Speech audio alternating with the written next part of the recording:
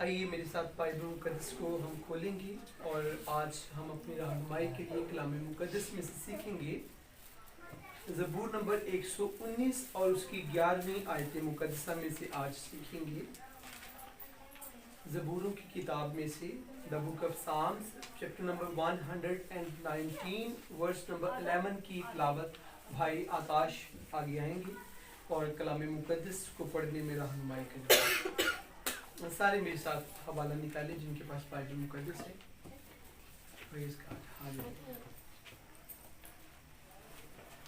Thank you Jesus. Verse number 11।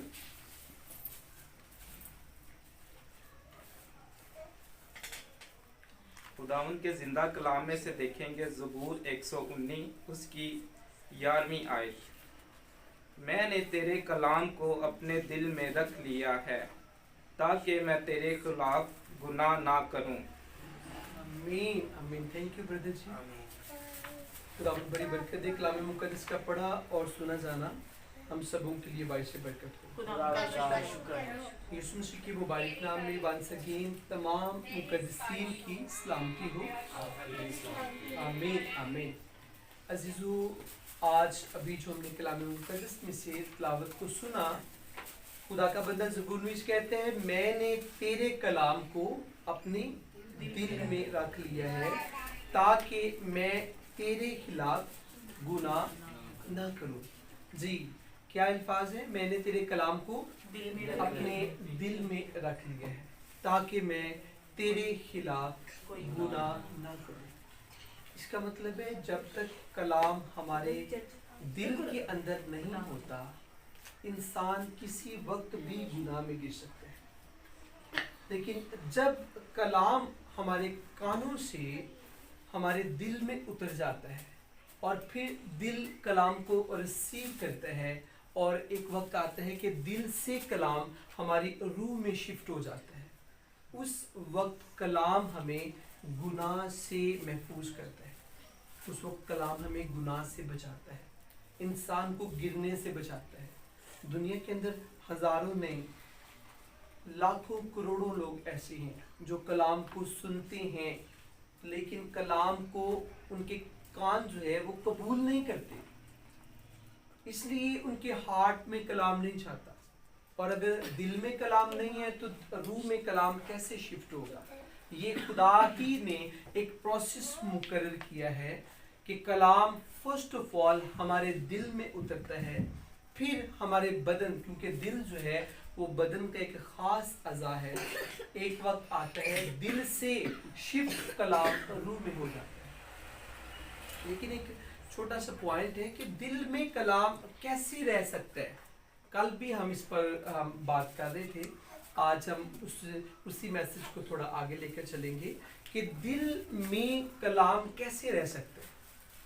क्योंकि कलाम में लिखे हैं कि अगर तेरा कलाम दिल में है, तेरा कलाम, मैंने तेरे कलाम को अपने दिल में रख लिया है ताकि मैं तेरे खिलाफ गुनाह ना करूं।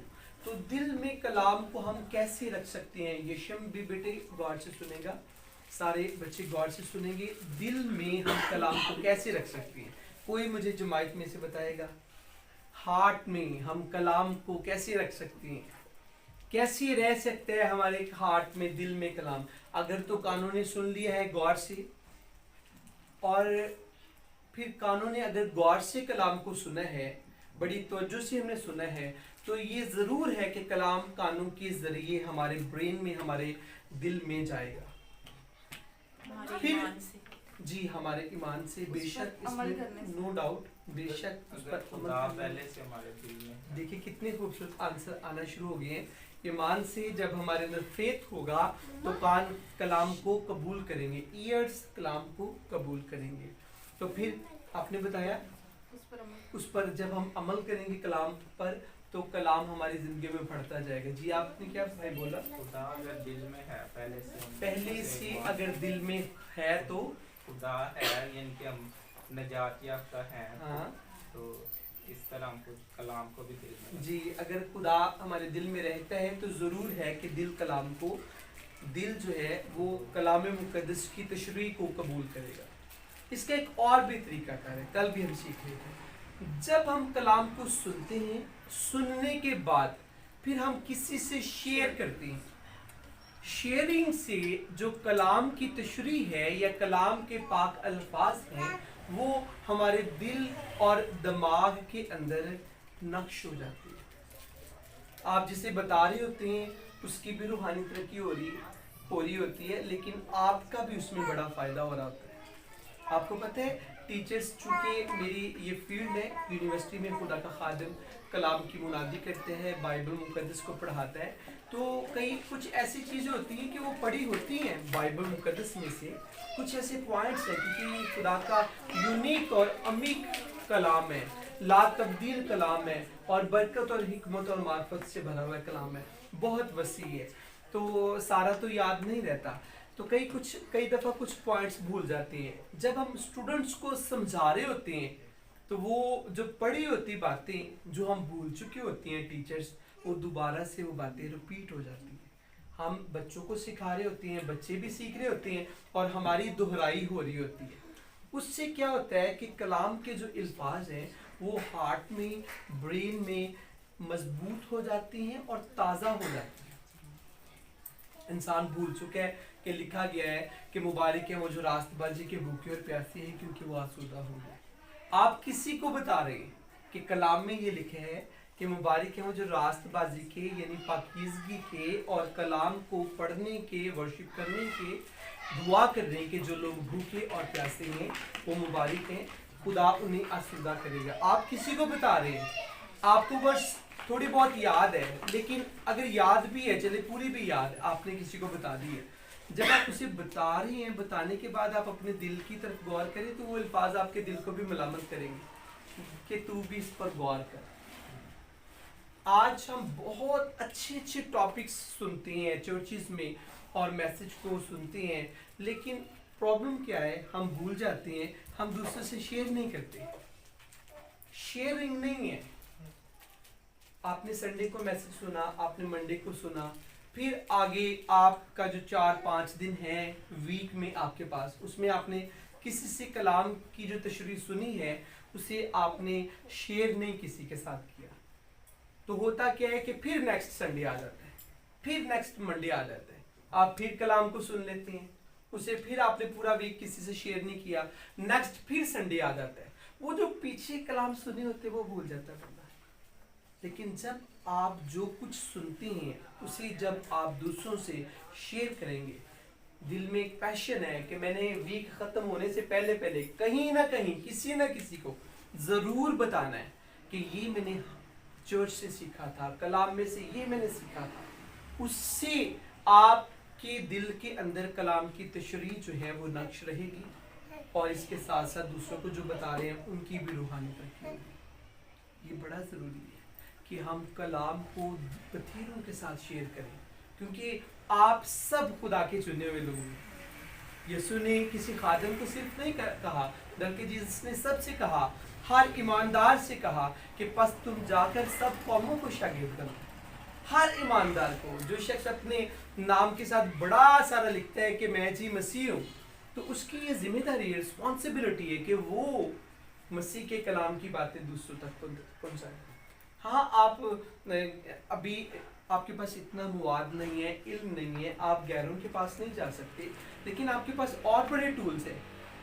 ہفتے میں ہمیں بے شمار دفعہ فون سننے کا کرنے کا موقع ملتا ہے. تو کئی دفعہ تو پھوپھی جی جان ہی نہیں چھوڑ رہی ہے نا، پھوپھو جی سے بات ہو رہی ہے، ماسو سے بات ہو رہی ہے، تو آپ کلام کی گفتگو سٹارٹ کر دیں کہ ہم نے یہ سیکھا تھا چرچ سے، یہ کلام میں سیکھا تھا. اس سے کیا ہوگا کہ جو باتیں آپ نے سیکھی ہیں وہ آپ کے دل میں رہیں گی. میں نے تیرے کلام کو اپنے دل میں رکھ لیا. اس کا مطلب ہے زبور نویس خدا کا جو بندہ ہے وہ کلام کو جگہ بجگہ شیئر کرتا ہے. اس کے دل میں ہے تو وہ شیئر کرتا ہے. شیئرنگ سے وہ کلام تازہ رہتا ہے. اس پر شیئر کرنے والا شخص بھی عمل کرتا ہے، اور جب وہ دوسروں کو بتا رہا ہوتا ہے تو بتھیرے اس کلام کے وسیلے برکت پاتی ہے. آج اگر آپ چاہتے ہیں، یا ہم سب اگر آپ چاہتے ہیں کہ ہمارا دل ہے، خدا نے خوبصورت ہمیں یہ عزا بخشا ہے، ہارٹ اگر ہم چاہتے ہیں کہ اس میں کلام رہے تو اس کے لیے آج سے ہم نے ضرور کلام کی باتیں جو ہے وہ شیئر کرنی ہے. کل کون کون آیا تھا خدا کی حضوری میں؟ کسی کو یاد ہے کل کون سا حوالہ پڑھا تھا ہم نے؟ کسی کو یاد ہو حوالہ کون سا تھا؟ آج کون سا حوالہ؟ کسی نے ہاتھ کھڑا کرنا ہے، بتانا نہیں، بولنا نہیں. آج کون سا حوالہ ہم نے پڑھا ہے؟ ہاتھ کھڑا کریں گی بچوں میں سے.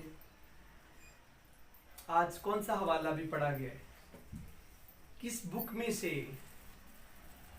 جی یشب کس بک میں سے آج ہم نے پڑھا ہے؟ جی Psalms کون سا نمبر ہے؟ 119 verse 11.